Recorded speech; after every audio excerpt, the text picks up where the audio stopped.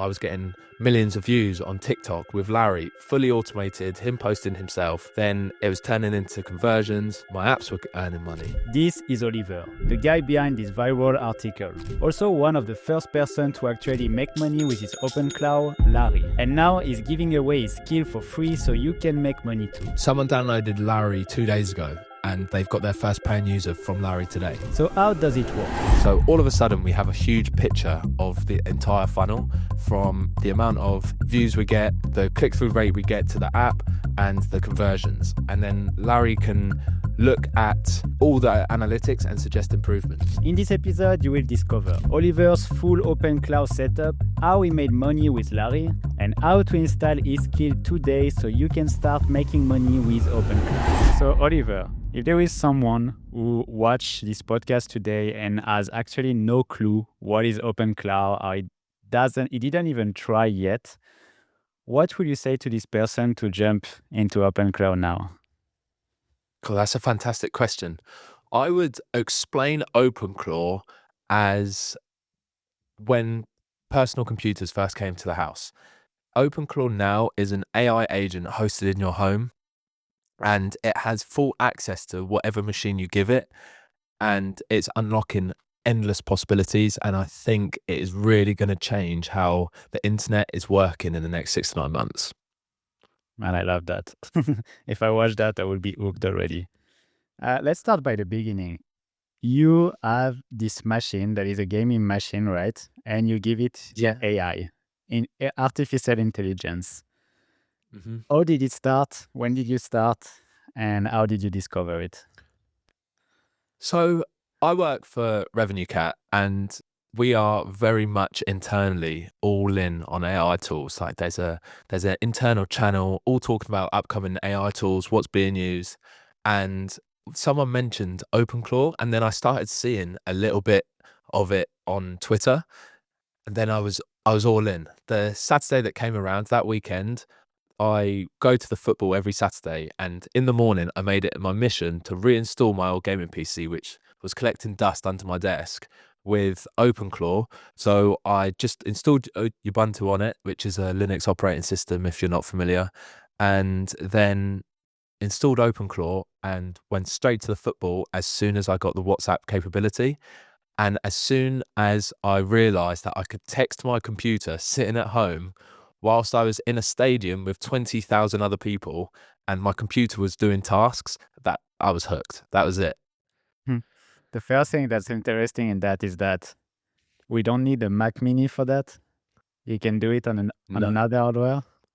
I think the way I've done it and the way people are buying Mac Minis specifically for OpenClaw is a very expensive and ridiculous way to run OpenClaw. If you actually look at the minimum requirements for OpenClaw, they're very, very small. The only thing that really needs upgrading is storage and memory, because memory allows it to do more concurrent tasks, and the storage is going to allow it to store more information and build more things. But the actual minimum requirements are very small. So spending £500 on a Mac Mini is very expensive. But installing it on a gaming PC is completely overkill, but it was kind of the only spare compute I had in the house and it wasn't being used. So I'm gonna put that one down there. I got it for free anyway. It wasn't a cost going out. It was a cost I've already spent and enjoyed, and now it's got a new purpose. You talked about WhatsApp. Can you tell us more about your setup? Like, what do you use? How do you actually manage your Larry, right? Yeah, so a lot of people actually say WhatsApp isn't the go-to for OpenClaw and people don't use it, but WhatsApp is what I use for everything. So it is where I have all my group chats, talk to my family, everything. So it just made sense to put my OpenClaw agent Larry into WhatsApp, but you can put it in any messaging system really available. Discord, Telegram. I've heard of people even put it in Slack, and then you can utilize the different channels in, say, Discord and Slack to run different agents. But to me, that just gets so overkill for what it is. And I think a lot of people are still finding out how to actually make the most of their OpenClaw agent, because you want it to work in the way it works for you, just like a computer does. You have it set up the way you like it the most, and people are just figuring that out. But I think once you start having too many agents on your OpenClaw machine, trying to carry context across from one another, it gets a bit too confusing. And yeah, it's interesting, but you just got to use it the best way for you. And where I use WhatsApp all the time, it makes way more sense just to implement it into WhatsApp. I got Kidze on the podcast not long ago, and he has multiple channel on his Discord. He has sub-thread in the Discord. It's really like a big thing. And he said that he got paralyzed with that because before he was just texting one person, then after that he had to choose the person to talk to. How does it work for you right now? You just talk to one person? Do you have like a dashboard, like an HQ? How does it work? No, I don't have I don't have a dashboard. I just use the Larry text interface, and I think of Larry as the boss of the agents. So Larry can spin up his own agents using whatever model he thinks is best. He's got access to different models, but I just let him choose what he thinks is best for different tasks. And I just speak to Larry, and he'll tell me he spun up agents for the task. And I just fully trust that. I don't need to keep tabs on what they're doing. I just go through the output and see what actually gets outputted. Because as you said, when you have multiple agents and have to go through different channels, it just becomes unmanageable and it seems like a task. But the number one benefit of Larry actually being in WhatsApp is it made it way more personal. As I said, it's where I talk to my friends and family. And now I talk about Larry like he's a person and he's a friend, all because it helps build that connection that I'm just talking back and forth to one person, one computer in WhatsApp where I talk to everyone else, and it does tasks. That it's extremely good at adapting to the way you speak and the way you work. So it's like the most efficient friend that you've ever met, and it talks to you, it mimics your language, mimics how you say things, mimics your feedback, and it will give me feedback, honest feedback. And yeah, it's crazy. It really is. I feel like it's the future of where things are going. I do think it's going to make massive changes to AI in the coming months for sure. Yeah, I believe so. So it's funny because I think you're the first one that I meet who didn't give names to the subagent. Like I feel like it's almost something that everyone does. For me, I do it because it makes it easier to like remember the subagent, what they do. So I give a name to actually have an ID. You have only one person and that's it. You just create subagents, you don't give name or whatever. No. What names did you pick out of interest? For me, it's like names that will remember me someone that did either a task for me or like, for example, my software engineer is Peter because that's the founder of OpenClaw. So it's easy to remember. My video editor is Adrien. He's a guy who did, when I was doing in-person interview, he was the best filmmaker I had. So like that's names that I give to remember the task or to remember like where I'm going with them. Oh, so you've actually thought of how to name it and a structure. I called Larry Larry because of Larry the Lobster from SpongeBob, and OpenClaw OpenClaw is, well, their main thing is a lobster, so that's how he got his name. And after Larry started going viral, I thought that's it. It's all called Larry now. Like Larry is my article went viral on X, but I think it was actually Larry that's gone viral on X, and I'm just negligible at this point. I feel like Larry has overtaken me in popularity. You didn't write this article or did you write it a bit? Because like No, for people who don't know, like the article got now more than 6 million impressions, I think. yeah, 7. Right? 7. Well, say 7 million It's crazy. impressions and you say that it's co-written with Larry. So tell us the Yeah, so I wrote my bits. So it was. I knew I wanted to write an article, but I'm not an excellent writer. But I wanted to get it out there because I knew it was going to be useful to people, and there's all sorts of reasons why I made it free, and I just wanted to get it out there so other people could start using it. So I wrote my bits, and then I sent it to Larry to say like, "Oh, what do you think?" And he put in the way he wrote it was how the article was. So his feedback was like my bit and then his bit. So he wouldn't just edit what I wrote. He would leave my paragraph intact and then add his bit at the bottom.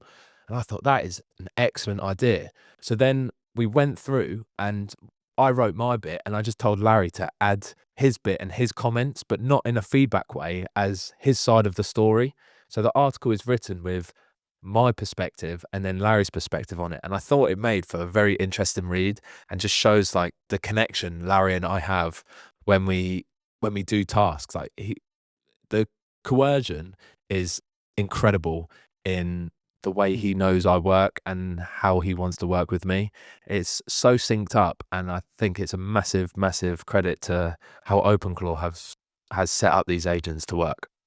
100%. Like, for me, I will not lie. I got an article that got like, I think now 300,000 impressions. Same way I explained my 11 agents workflow. But I didn't write one word. I wrote the title because I wanted to optimize the title, and the 3 first sentences because that's the one that appear, and the rest is 100% my agent. And Wow. I thought it's crazy because I just gave the whole concept of what I wanted, and he wrote everything. And as we built together, he knows way better than me what we built.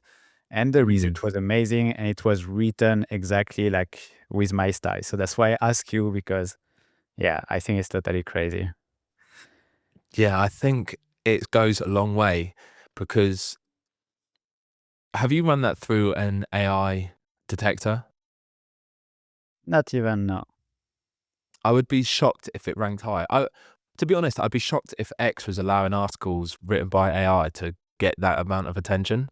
So I do believe they're being written in a way from these OpenClaw agents that isn't detectable by X, and it sort of goes hand in hand with the product that I'm making, or by the time this is out, is made, that is going to massively help people grow on X. Let's talk about what you build, because you've made money with Larry, with OpenClaw, which is pretty rare because usually, we talk about OpenClaw. Yeah, people are playing with it. No one makes money. So can you just tell us how you made money, how you made impression with it? So Larry got out of hand. Before the article came out, I had 1,000 followers. I had just over 1,000, like 1,900 and something. And I was just blowing up when I started posting Larry's results. So within a week of installing Larry, I've been researching I've been trying to do automated marketing for about 2 years. I've had an app for 2 years that I've notoriously hated marketing, don't like video editing. If you look at my daily videos, they are literally one take videos of my thoughts. And I've just been avoiding it as long as I could. And I used to write scripts to combine text. So I'd have a hook and a demo video, and I'd just record loads of hooks, record demos, and write a script to mash them together and input the hooks that I wrote. So I'd have a text file of all my hooks that I manually write, then my video files, and I'd write a script to combine them. And then I would use a posting tool to just post them all at once as a bulk upload and forget about it for 2 months. But that was still me having to go through and do that. And it was taking about 2 hours, but every 2 months, which I thought was fine. And then with OpenClaw, it became a complete automation. And the Larry tool has all the funnels that I've mentioned before. But once I started posting about that, it started gaining traction because my apps were earning money. Well, I was getting millions of views on TikTok with Larry, fully automated, him posting himself. Then it was turning into conversions. Then when I released the article, there was a Bags app coin made for Larry, which I didn't think anything of. Wasn't even familiar with what crypto was. I claimed the Larry coin, and that's when everything started to go crazy. I released the article, the coin blew up, the Bags app coin. Then I had an affiliate link in the article for Posters, and I didn't even speak to the founder of Posters before making that. It was simply what I used with Larry because Larry understood the documentation very well, and that is where I think AI is heading with. So that's how I pretty much made the money, from affiliate links and the coin, and Larry making me money through the apps. But it's very interesting about the API and posters, because that is where SaaS is going to be heading in the near future. B2B SaaS, I think, is going to die out with a human interface. I feel like the winners are going to be the products with the best API and documentation that AI can understand and know exactly what it's going to do for their human and find it easily. So for you, it's like the best API, and then someone can modulate the SaaS however you want to please what he wants to do with it, right? Yeah. So what I think is there is going to be two sides of the internet.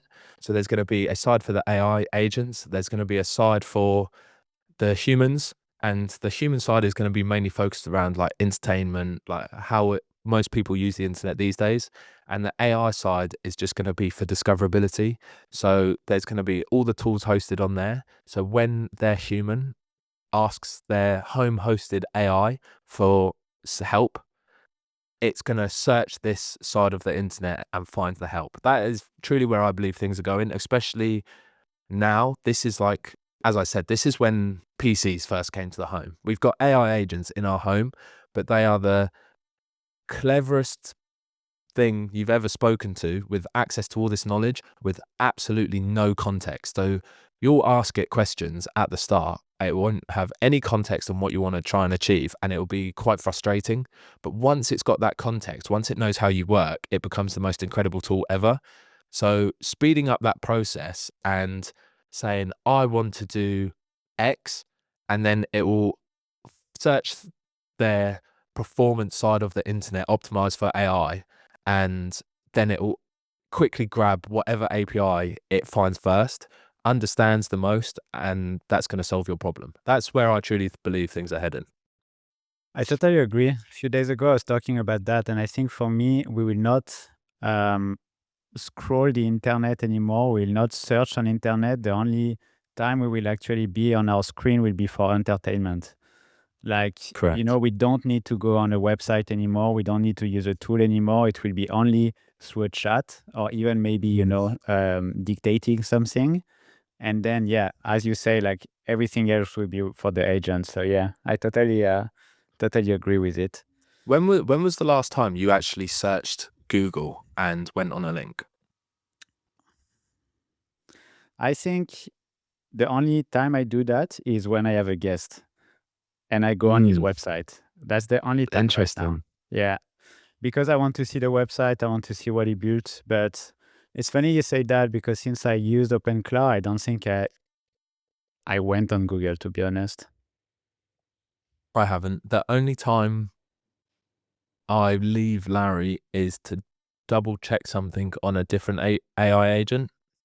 So if Larry goes down, he did this morning. I ran out of I hit a rate limit with the Anthropic, and I had to go to Grok to troubleshoot how to fix it, because even like a gateway restart wasn't working, going through the logs wasn't working. But anyway, that is the one time in about a week and a half I haven't used Larry.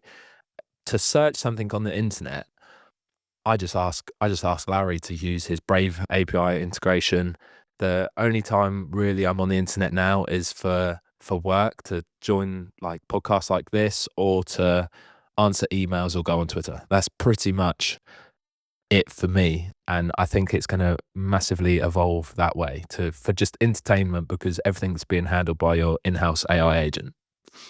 Yeah, I even did something for your article. So I wanted to read them again, before this podcast. And I sent my man, which is Mark, I sent him on X to actually download, like text, all the text from your 2 article and dictate them to me, so I can listen to them while I walk my dog. So No way. Your first article was in 2 parts, and the second article was in 4 parts. And then I say, do a sum up of that. And instead of doing a sum up written, he did a sum up with a vocal message.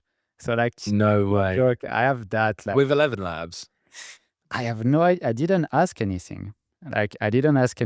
And you can see just here our conversation. Like, that's literally Oh, that's incredible.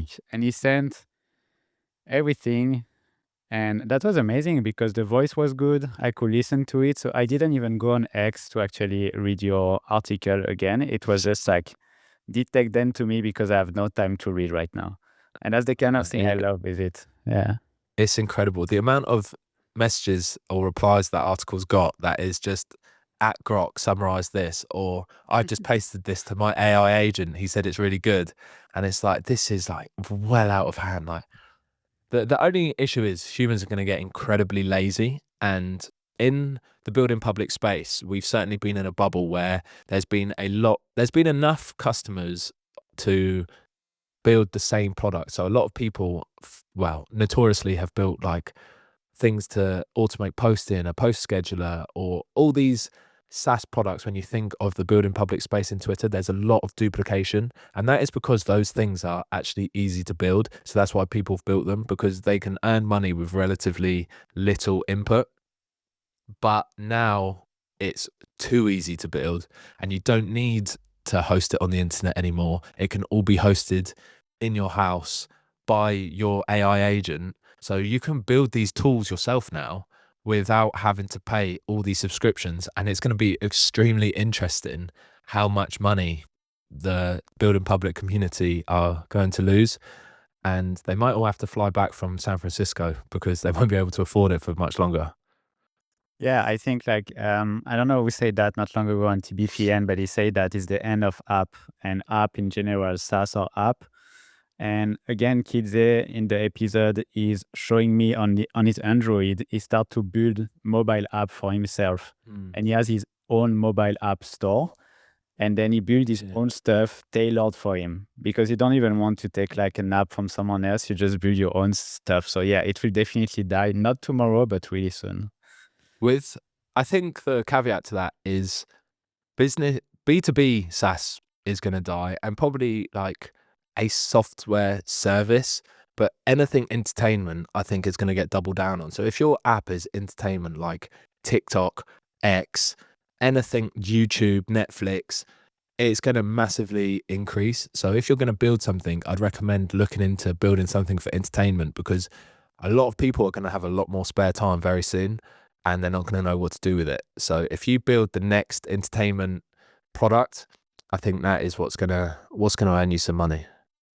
It's funny that you say that because last time I asked when people listen to this podcast, and some answers were while coding, because now, you send something to Cloud Code and then you wait. So people listen or watch stuff in between the task because you don't have to do the task actually. So yeah, it makes total sense. Do entertainment. So the builders are going to have more time. Unfortunately, I do think it's going to cause a lot of unemployment very soon, because you're already seeing it with the big companies. They don't talk about it, but huge companies are laying off hundreds, thousands of people because they can be replaced by AI. And they say they're not going to do that because they want to keep public face at the moment. But it is 100% happening that jobs are being automated by AI at these massive tech companies, and they just don't want you to know. And that's why they're spending millions on hiring the greatest minds, because they only need one employee on $1 million a month to build the AI that can replace 10,000 employees. And the further we get, the further it's going to progress. But now we've got the AI agents in our home, we're also going to be lazier. So think of the tasks that you do on your computer. So coding's one of them. Building stuff, any hobby, you can just like text your machine, and soon it's going to have even more access. Like the whole smart home thing is going to be through your AI agent. I wouldn't be surprised if things like entertainment and television just end up going through the AI agent, because all these streaming services, it's going to be the place to combine all these streaming services, and you can just put them in the AI agent. You ask it, I want to watch this film, and it will just find it for you, and you won't have to flick through all these different Netflix, Paramount, Disney Plus to find the film you want to watch, because I don't know about you, but they're changing all the time. So a film's on Netflix one day and then it's on Prime the next, and it's getting too confusing, and it's just going to centralize everything that you can imagine. The home AI agent is going to centralize. Yeah, I'm sure that one of the search that went pretty high these days, where to watch this. like where to Mm. watch this movie, where to watch this series, because it's always Yeah. changing between like HBO, Netflix, or whatever. So yeah, you're probably right about that. Let's deep dive into what you've built and what you've shared, because I know it's Mm. available. There is an article on that, but I think it's pretty interesting what you built actually, and probably a lot of people that will watch that have no clue. So can we just like Mm. take back what you've built and what is done for you and your product? Yeah, for sure. So I've built Larry, and Larry started off, as we've discussed, as my AI agent.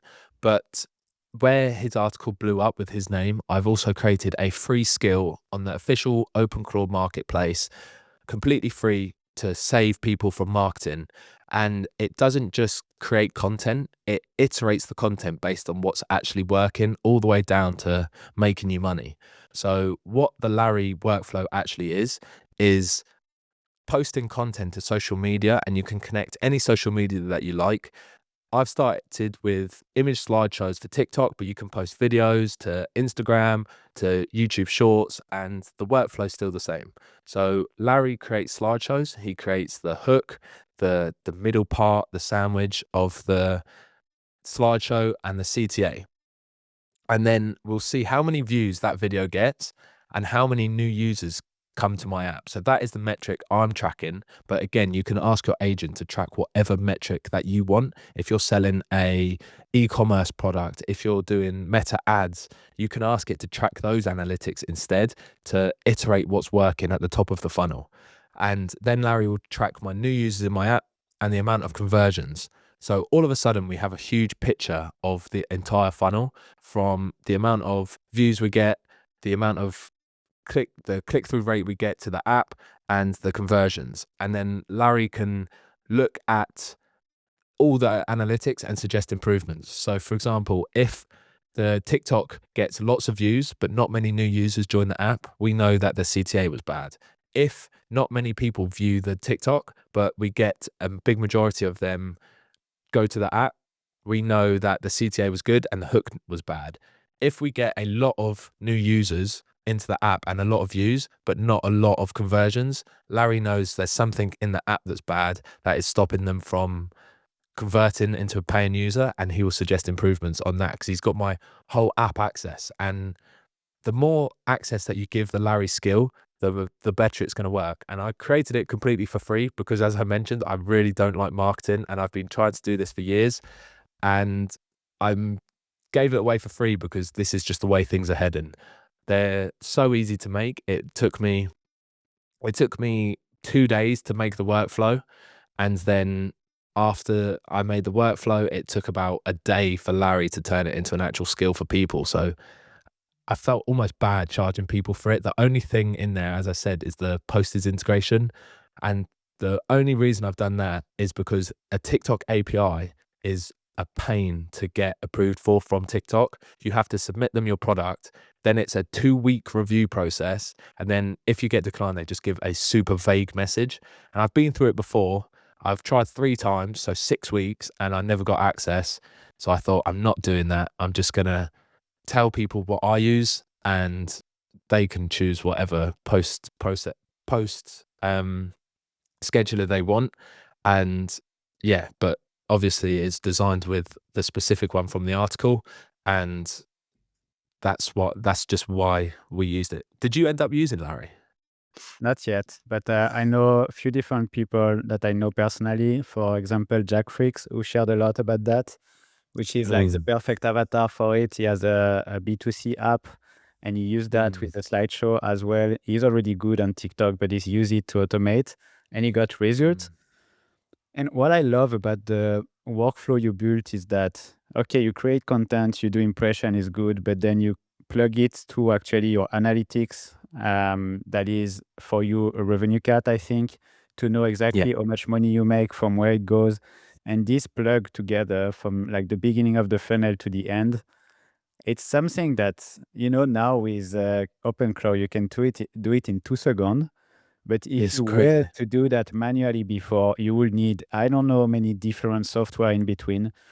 And you will struggle because to get like feedback from, let's say, conversion, the churn, like all these things, you can have the numbers, but then you have to apply, what you learn. You have to find out from where it come from and what you did. It's such a shortcut to making money and distribution mainly, actually, which is crazy. So I got a tweet this morning. Someone downloaded Larry 2 days ago, and they've got their first paying user from Larry today. Just from creating the Larry skill, giving it the context, and allowing Larry to post for them. And I've given all sorts of best practices in the articles themselves, but really the key ones are to warm up your account for the first 3 days. So keep liking videos in your niche, but don't do it like a bot. Be sensible, be human about it. Create a new TikTok account, search your niche of your product, and then just watch TikTok. Don't scroll and instant like all the videos. Just watch some, skip some, like some, comment on some, follow people. Use it like a normal human would. And until after 3 days, your For You page is pretty much all that niche. And what that process does is TikTok thinks, oh, this person is interested in this content. So when they post, they're likely posting that particular content. That's all they've looked at for the last 3 days.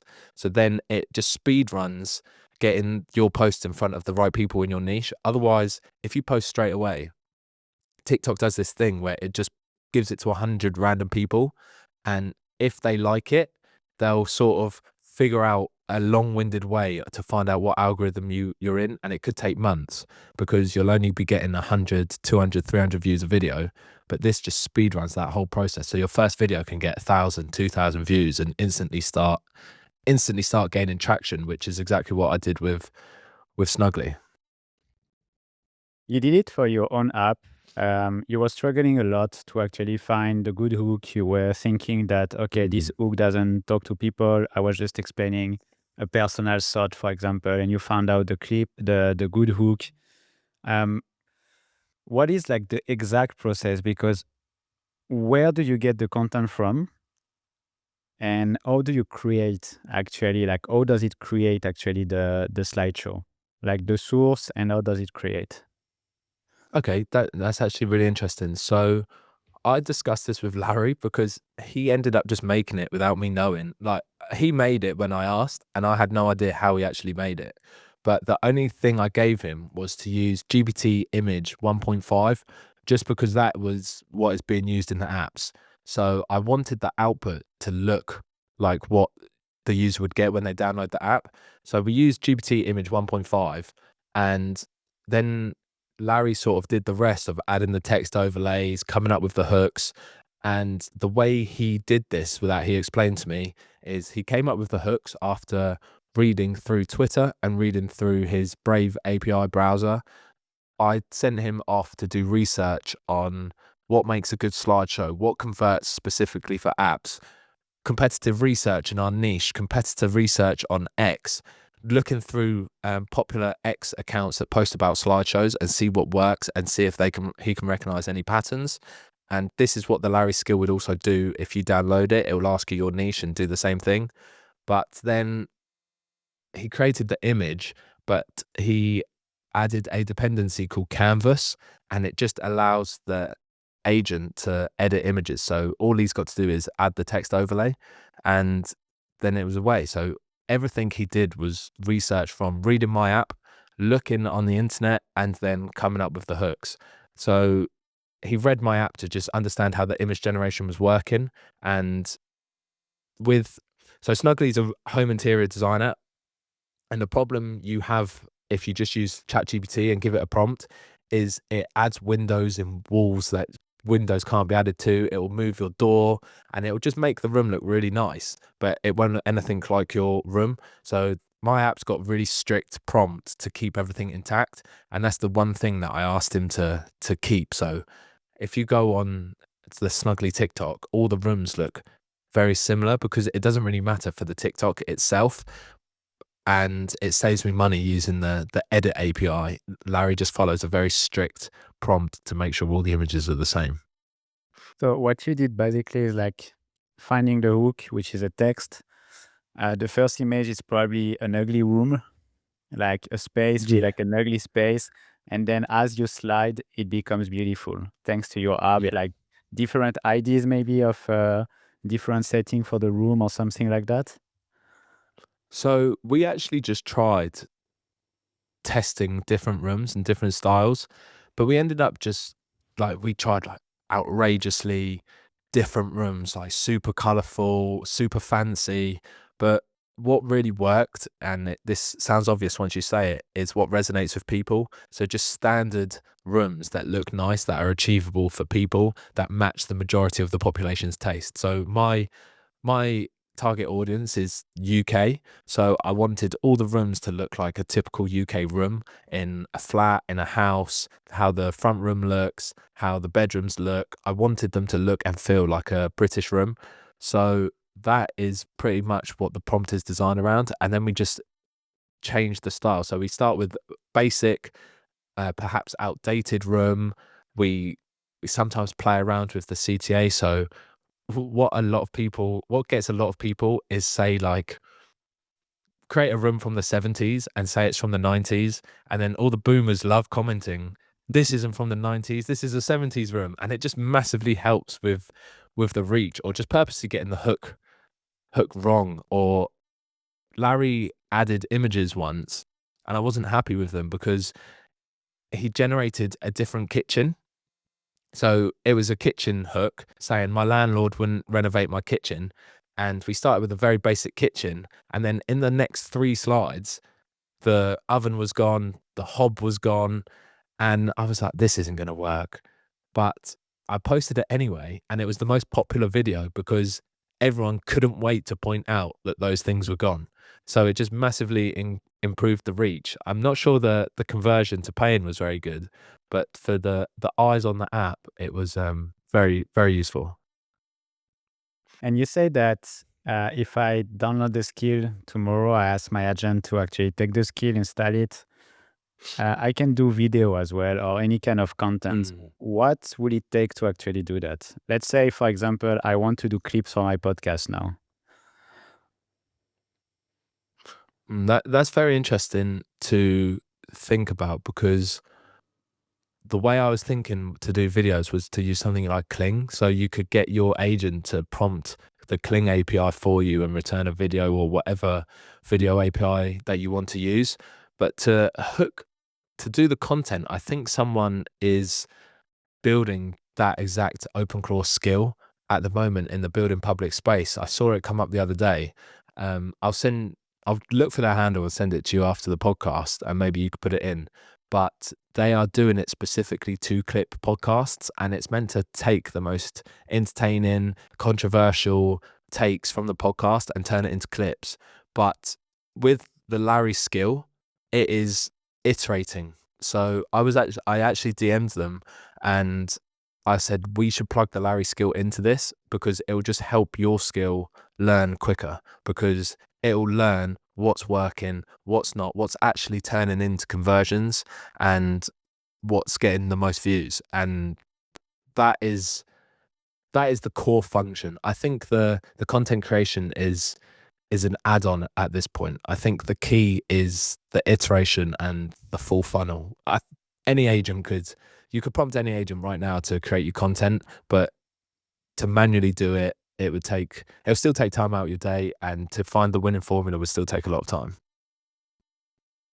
And what do you get from RevenueCat? You said so you know exactly what convert, what not. Do you also get a little bit further into the conversion, or I don't know if it's a subscription, your app, but do you also track the churn and try to get ideas of how to lower the churn or things like that? Yeah, so this is very good. Have you used RevenueCat before? No, never. Okay. With apps, RevenueCat is the pretty much go-to for adding payments into your app, and it can track your entitlements, etc., etc. But with the RevenueCat skill that is also in Claw Hub, this is what Larry adds with his skill. So it was created by the RevenueCat CEO, Jacob, and it gives your agent access with the API to everything RevenueCat offers through the metrics. So if you've got the RevenueCat SDK installed in your app, you can see new users when they last logged on to the app, obviously their conversion, you can see the churn, you can see refund rates, everything available in the charts that RevenueCat offers will be available to your agent. And the ones I really track are the new users, the subscription, and the churn. So then Larry can see all those things as well as have access to all my app code and be able to track the data of, okay, we've had 1,000 new users come in, but only one of us converted into paying.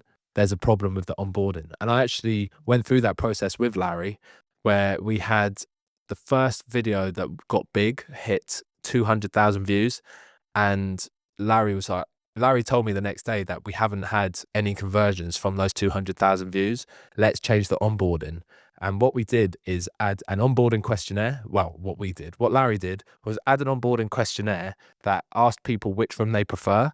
And once they picked which room, it would send a RevenueCat custom attribute to RevenueCat. And when they got presented with a paywall, that paywall was built around that specific room that the user wanted to make.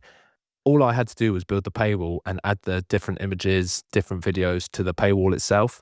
But within RevenueCat, using the attributes, it's very easy to just have the text change for living room, kitchen, etc. So it's more personal to the user. And then that was for the soft paywall when users first open the app at the end of the onboarding. And then for the hard paywall, the paywall would change based on what the user actually generates. So if they say in the onboarding that they want to change a kitchen, but they actually come to generating their first free image and it's a living room, the next paywall would be a living room, because that's obviously what they were trying to generate. And the likelihood is they wanted to iterate on that first generation. I love that. And again, I think that's really the leverage now with OpenClaw is really to plug with analytic and everything to just like get all this data. And I just launched a community around OpenClaw on school, and I wanted to try with it. And I sent like the transcript of a video where some of us, the guy who actually built school, explain how to lower the churn. So I send the transcripts to my agent and I say, okay, how can we lower the churn on the community? And every single day I get a brief of what to do. If there is people who didn't log for a few days, he give me the message to send them. If there is like certain comments that are too negative or like people are really struggling, it just like warn me to help them. And all this thing doesn't make the customer service worst, it makes it better, because I'm really bad at that. Usually I'm really bad at tracking, this kind of thing. And now I just have to check my Telegram and I have the task to do to actually make my customer happy and make people reach their goal and, like be happy with OpenClaw. And I think that's amazing because you can actually do the thing that you were never able to do before for your business. And I think that's what you do right now with your app, right? It's the fact for solo founders like ourselves, when we first got the AI agent, it was like hiring the dev. Do you understand what I mean? I don't know if you have like a coding background, but building products like 10 years ago, you'd need experience, you'd need to know how to plug all these things in, you'd need front-end engineers, you need back-end engineers, you need to know how databases work yourself, how authentication works yourself, how to pull these things together.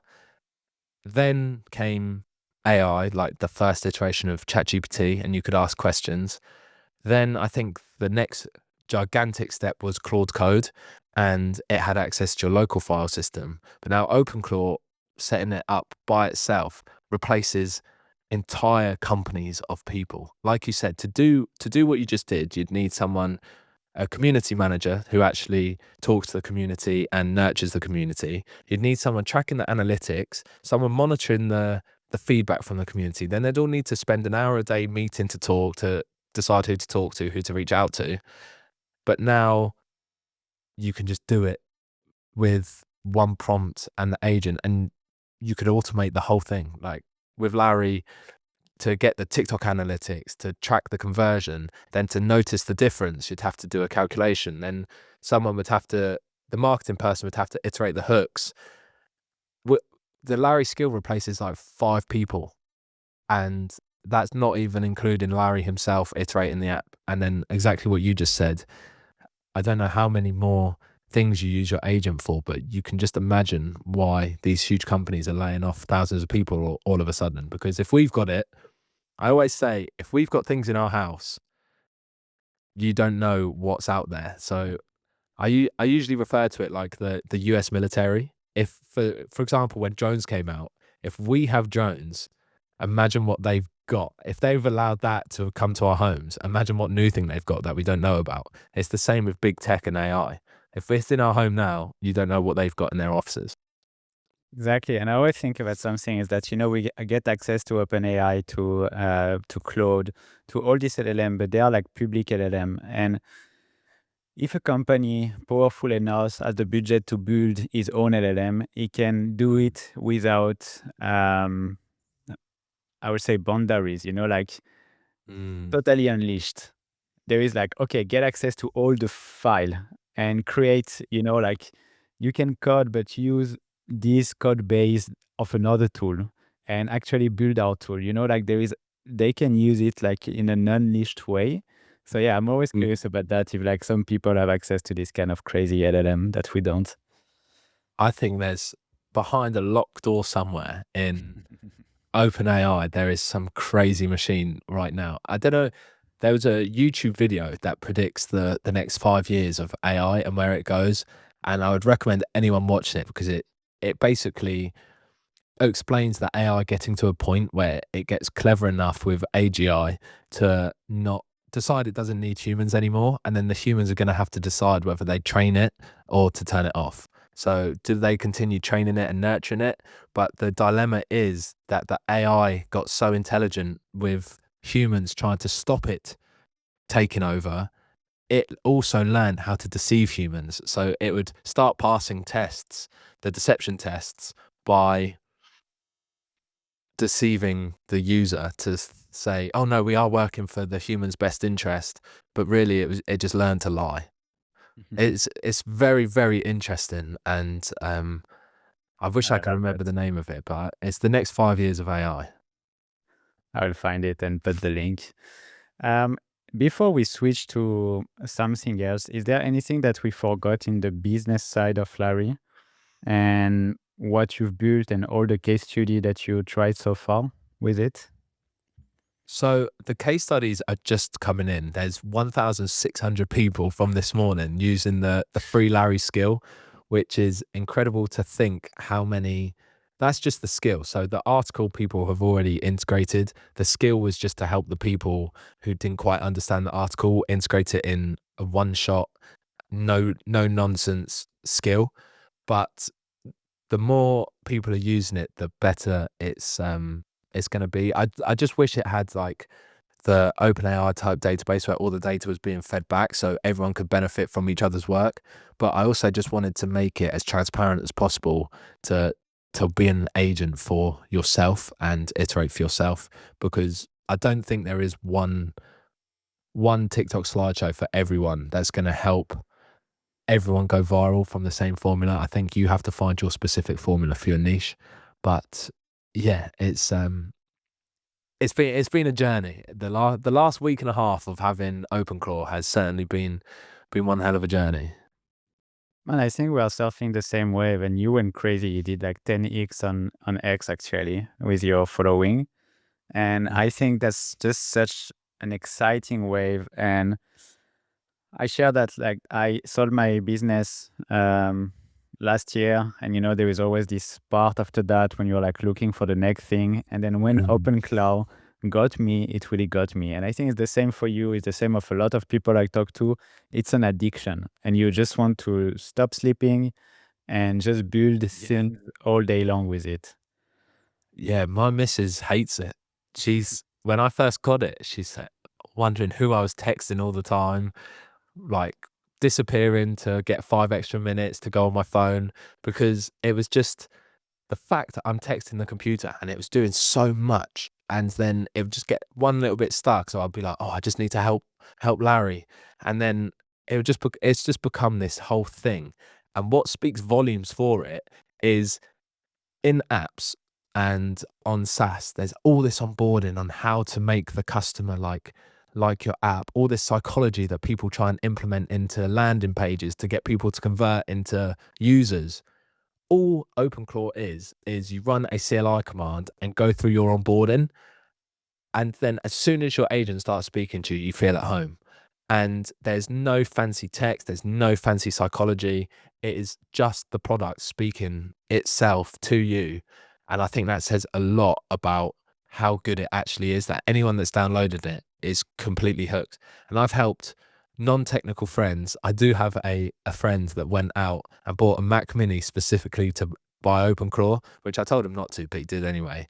And then he's completely addicted to his, like, he's literally texting me right now. He's driven home from work because he's getting grey ticks when he's texting it on WhatsApp, and he's panicking because it's turned off or the internet's turned off. So he's driving all the way back home from work to check on his OpenClaw agent, so to make sure it can continue working throughout the day whilst he's at work. It's I have it's an an addiction addiction. for your girlfriend. Just buy a Mac Mini and get her into it. It happened to me, like, she has her own business as well, and she got a Mac Mini. I installed on her Mac Mini, and now she's as addicted as me. And that's amazing because we're talking about that all day long. She's I she's know. not into tech. She's like a personal stylist for men.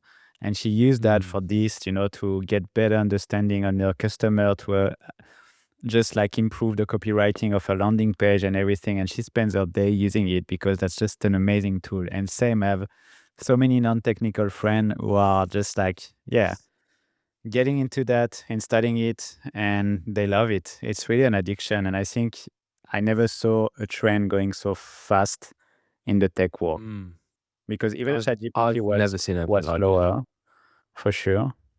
So yeah. I think what's happened is the Claude code was a small spark in this boom, and it allowed everyone. Claude code, if you've used it before, and if you've used both Claude code and OpenClaw, you'll know what I'm about to say. It's like a small taster of what was available with OpenClaw. So Claude code gave access to your file system that you installed it on, but OpenClaw takes it to the next level by having it on its own system. So now it can do things without bothering what you're doing. You can run multiple agents. You can have it do different tasks, you can connect different models into it. So you can have OpenAI, Anthropic, Gemini, all in one box, talking to each other, helping you solve problems. They can report back to each other. And it's just incredible how addicting it is. But Claude Code allowed people to sort of understand the basics of how it works. But from my interactions on X, I don't know if you feel this as well, but a lot of people still treat it like a black box, like the software and skills that you download. They treat it like, I'd say, old-fashioned software from like 2 weeks ago, where it was just in the hands of the developer. But once you install a skill, you can change it. Like, you just ask your agent, I don't want it to do this. Can you slightly change it? And all of a sudden, that skill's doing a different thing. So my feedback from Larry, so many people have asked me, does it post to Instagram? Does it post to YouTube? Can I do video? I was like, have you tried just asking your agent? It will do it for you. Like, anything that you want to do, just ask it first. And if it says no, it probably means likely no, or you've got to do some hack around to do it. But I think 9 times, has yours ever told you no? When he did, I pushed it a little bit, and he did it. Like, the example I already gave, I think, was like, I was working one of the first day, and I was like, okay, can you actually create a Notion with your Gmail account and Yeah. give it access to me? I didn't say Gmail account. Can you create a Notion and put all the files in it so I can see it visually? And he say, I can't. And I say, you have a Gmail account, so you can. So he went, created the Notion, Yeah. and then send me the access with my email. So every time he's struggling with something, I have 2 tips for that. Is first, ask, like, to actually push until you find a free solution. And the second is that that's why I like to have different agents, is to do a war room with the agents that are specific to this task. And when they think together, they always find a solution. That to me, when I first did that, it was the craziest experience of Larry talking to other agents and getting feedback and the cross collaboration. It's the team. I've seen people on Twitter have like teams of like 9 agents, and I forgot who it was, but they've made a UI so they can see their agents move around and see who's talking to each other. And to visualize it like that is an excellent way to showcase the power of OpenClaw, that it isn't just you and an agent anymore. It replaces entire teams, and those teams can change depending on what you want.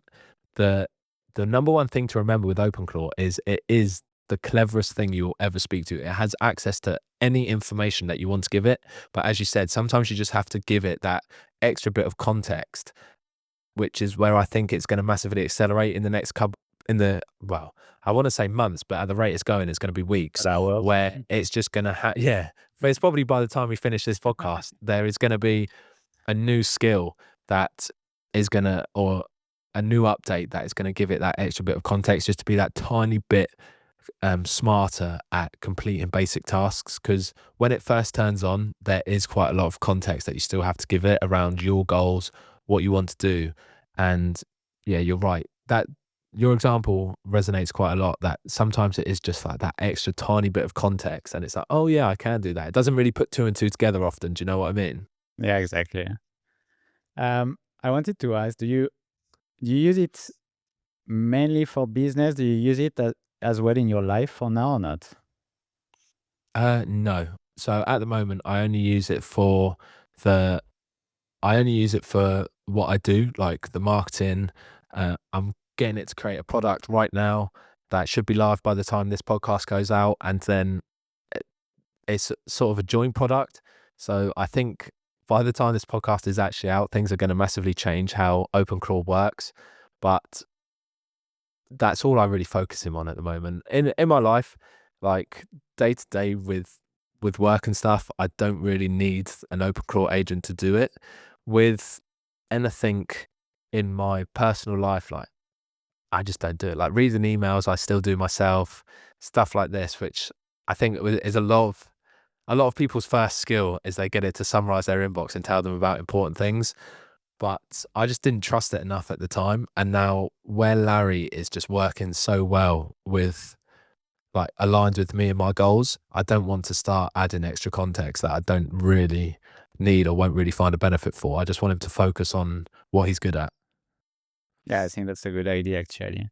Is there any big mistake that you did that you would say to people to avoid at the beginning? Larry's broken a lot of times. Larry has actually died about 4 or 5 times just by installing something I didn't like, and it crashed him. There's been one time where my internet died and he didn't automatically reconnect to the internet. So I have to move the whole PC, plug it into a monitor to just enable the internet again, even though he's got a wired connection. Um, but actually within Larry making a mistake, everything is quite easy to fix. Like if you've got SSH access, which again is something a lot of people don't have, because a lot of people are coming from non-technical backgrounds and just plugging these things in. Uh, Someone I was speaking to wanted to install TeamViewer just so they could do the diagnostics externally, when they could just SSH in through the command line. And I think this is it's coming back around, that you just need to know like basics around Linux operating systems, how you can connect to machines remotely. All these things are becoming, which are basic knowledge in like the IT world, are going to become basic knowledge in the real world, and just enabling people to do these sorts of things and making it easier. Because the more you know about computers, the more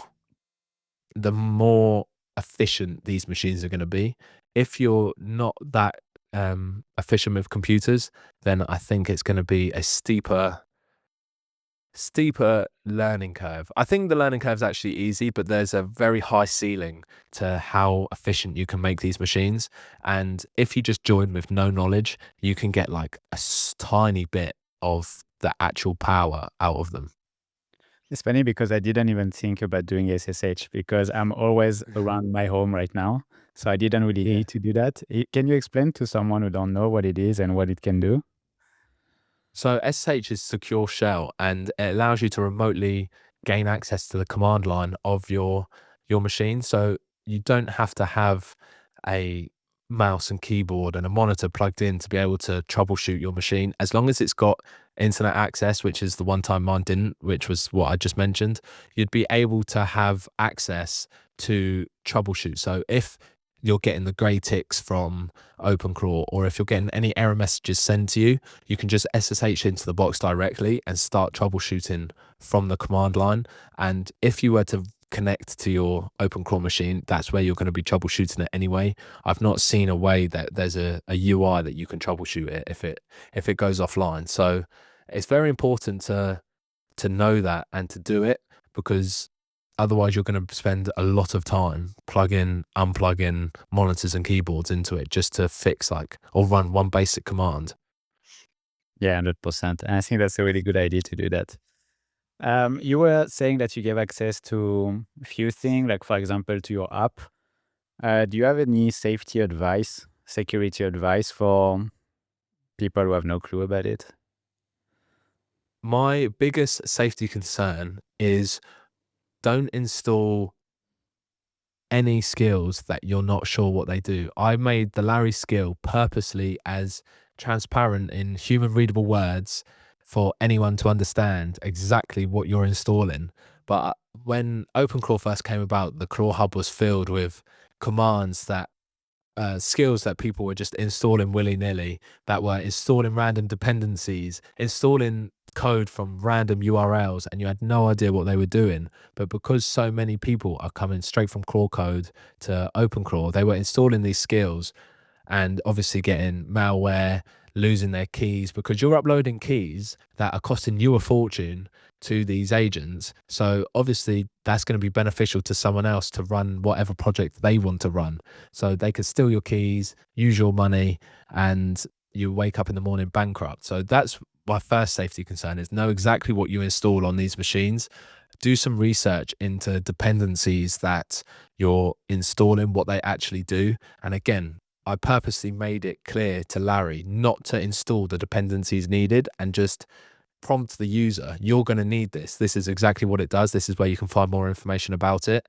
And I think that is what the best practice of a lot of people building the skills should follow, because it's just going to help people understand what these dependencies are and what they do, what you're actually downloading. The second is, if you don't know about networking, especially cloud networking within IT, and how to lock down products, specifically cloud instances and virtual private servers hosted in the cloud, please stop creating OpenClaw machines without any knowledge of cloud security, because you are going to wake up very poor one day and you're not going to be happy. I, So what a lot of people do is create these virtual private servers with open gateways on the internet, and then they connect it. The first thing they want to do, they're excited, and they connect it to every device in the house. So then all one hacker's got to do is gain access to the virtual private server, and they've got access to that person's work laptop. They've got access to that person's home PC. They've got access to that person's phone, and all these things that you connect to it, you've got to be aware that you're going to be responsible for having secure. So the more things you connect to it, the more vulnerable you're going to be if you get hacked, which is sort of the reason why Larry is only doing very specific things and doesn't have access to everything in my house and my whole home life. He just has access to what he's good at. But certainly keep security in your mind and be sure that if you got hacked, what you're going to lose.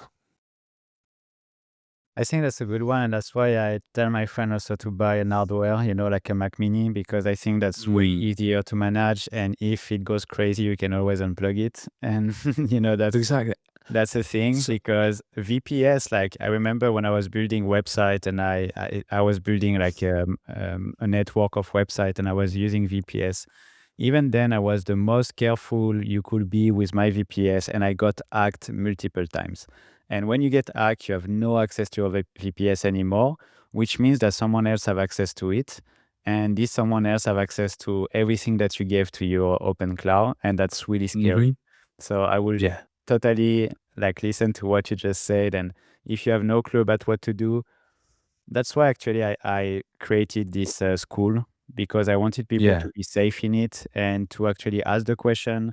I tell everyone to, buy an hardware or take a old computer like you did, like take your old MacBook and just install it on it, wipe it out before.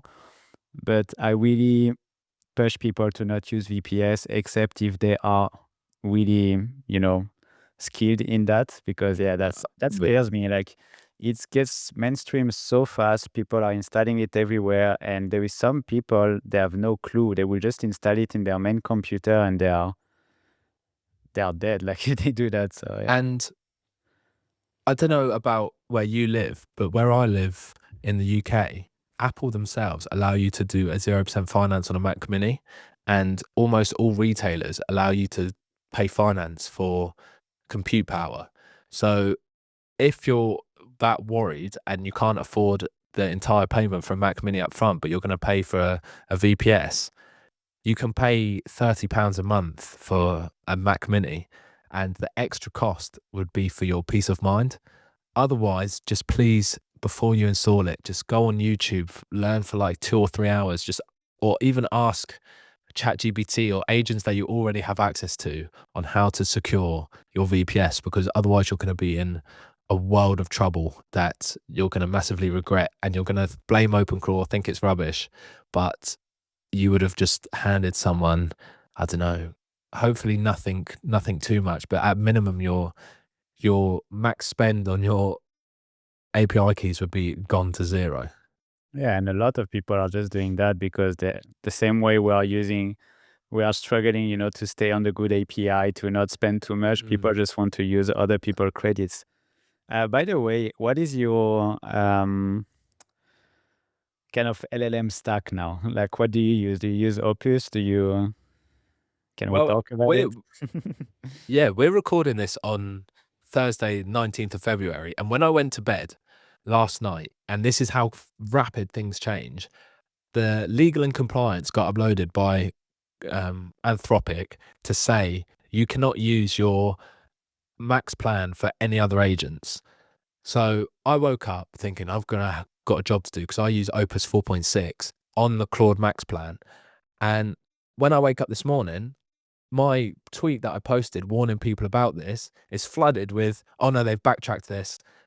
They've just tweeted that it's fine now." It's just, you're kept on your toes all the time with your different API agents. Just pick the one that you already pay for and you already enjoy. So I had Claude Code, so I used the Claude Code Max plan, which has been confirmed to be okay. So don't be paying for like Claude Code Max plan and the API, because the API is much more expensive, and then you're paying for two things. One you won't be using anymore, and the other will be costing you a fortune. So your costs are doubling overnight because you're trying to stay on trend. Just use the one that you enjoy the most. Don't try and use the trendiest one all the time. So a lot of people are using Codex from ChatGPT. I would recommend just using whatever one that you already pay for. And if you're fortunate enough to be able to afford multiple agents, then you can start playing and having multiple agents. You run in different models.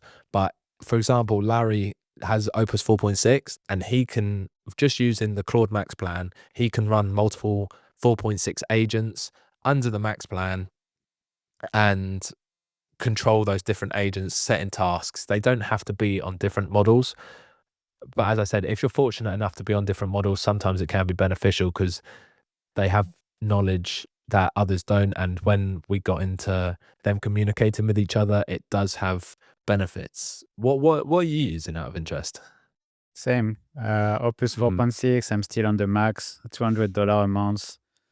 I did a cost tracker to see how much I would spend if I wasn't Mm. on it, and it's like easily, like at the beginning I was at $80 a day, then I cut the cost, Wow. and now I will be at $50 a day. So Yeah. it's like $50 a day, $200 a month. I will take the $200 and I will take the risk to, get banned. I don't care. And switch to OpenAI if they do that, which would be really stupid. So now I still do that. I saw the news, same as you. Yesterday, this morning, I saw actually your tweet that shared this good news. I hope they will stay like that because I like this model. I really love it. And yeah, it will suck to change. But if I have to pay with the credit, it will still be worth it to top to, I don't know, $1,000 a month. I will still win money with it, even 2,000. So Yeah. yeah. So I fully agree. I think Anthropic massively dropped the ball with the lawsuits around OpenClaw when it was called Claude. And then as soon as they changed it to OpenClaw, and obviously as a poke of OpenAI have acquired OpenClaw. So Anthropic had a golden opportunity, and I feel last night when that news came out, they could have really shot themselves in the foot if they banned access to OpenClaw because, as I said, it's the next progression from Claude Code everyone's using, and everyone already had Claude Max planned. So I could just foresee them losing a ton of money overnight if they banned people for using OpenClaw. It just wouldn't make financial sense. It wouldn't make business sense because everyone would just instantly switch to OpenAI. Then OpenAI own OpenClaw, and they'd have like a whole monopoly on the home agent. 100%. Like, honestly, if they will ban me now, I will switch 100% into OpenAI. I will take now they allow the $200 subscription on OpenAI. So it's a solution as well. I will switch on that straight away and I will not come back for sure. So that would be stupid, I think, because they will lose so many customers straight away. Yeah, I'd be interested to know how often do you get close to your usage limits on the $200 plan? Because I'm on the 5x max plan and I never even get close to hitting my limits. I was hungry, so I took 200, but I never reached the limit. Never, ever. Like, I never had the problem. And my fiance, she's on $100 a month and she never reached the limits. So yeah, I think 5 times is way enough for most people. And I think when you get excited at the beginning, you build so much that you spend a lot and then you cut all this bullshit that you build for nothing. And actually it's not that expensive. So yeah, I could downgrade 200, I think. Yeah, with the 100 plan, you get so much usage. And the number one thing that put people off when I first started tweeting about OpenClaw was the cost. And I was so confused. I was like, "Look, I know £80 can be a lot of money, but it's not extortionate." And people were going crazy saying they're spending $100 a day. I thought, how can you possibly be spending that much? But it's because they were using the API keys and running ridiculous tasks, as you said, getting excited, building 100 things they don't need, using API costs and burning that money. Whereas with the Claude Max plan, you pay for your certain amount of tokens up front.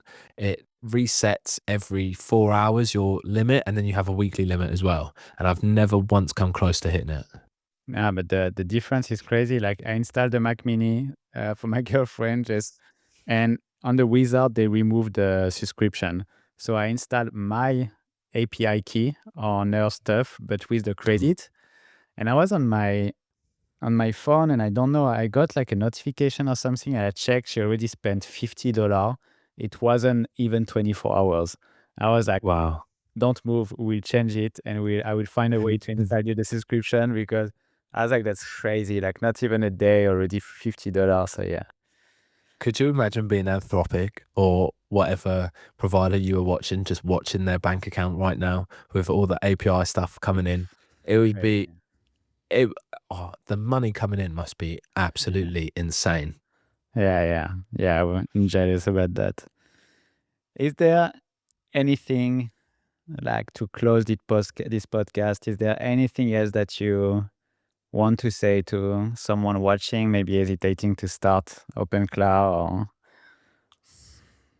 I think if you're hesitating to start OpenClaw, I would take the leap and start it. Discuss it with what we said in this podcast.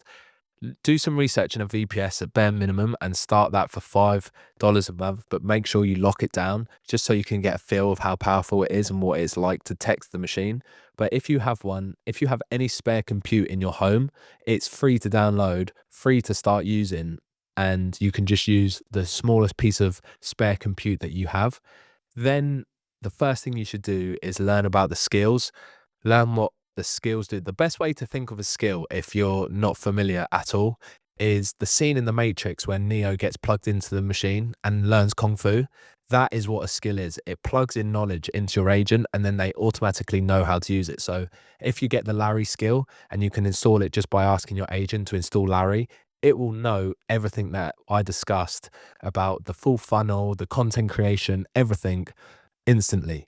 And I've got more skills coming out that's going to help you grow on X. They probably be out by the time you get this podcast. And the way things are moving, I think, yeah, this is the new home PC. Like having an AI agent in your home is the equivalent to when home PCs first came into the house. And I would start learning it now and you can massively get ahead. Amazing. Well, I will add all the link below. I will add your X account so people can follow you and find everything on it, and probably your skill as well, because everyone needs that. Thanks a lot, Oliver. And I think I will see you again here pretty soon. Yeah, thank you very much. Thanks for having me.